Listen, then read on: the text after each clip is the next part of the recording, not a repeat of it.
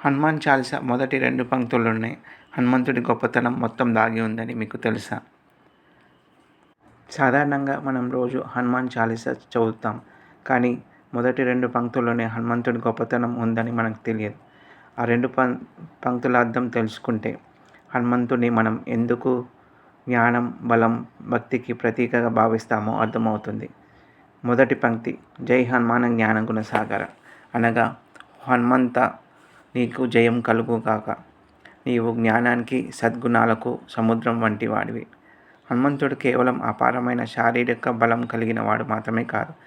ఆయనకు అపారమైన జ్ఞానం, వివేకం, వినయం, ధైర్యం, భక్తి ఉన్నాయి. అందుకే తులసీదాసు జ్ఞానగుణసాగర అని హనుమంతుని స్తుతించాడు. రెండవ పంక్తి జయ కపీశ తిలోక ఉజాగర. ఇక్కడ కపీశ అంటే వానరులలో శ్రేష్ఠుడు, నాయకుడు.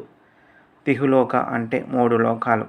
ఉజాగర అంటే మహిమతో ప్రకాశింపజేసినవాడు, అందరికీ ప్రసిద్ధుడైనవాడు.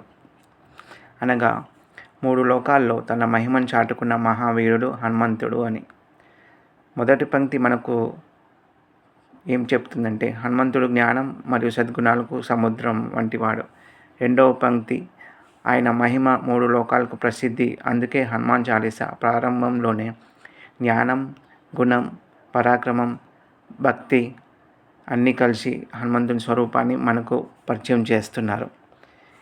ఈ 2 పంక్తులను కేవలం చదవకుండా వాటి అర్థాన్ని హృదయంలో పెట్టుకొని హనుమంతుని మనసారా స్మరించుకుందాం.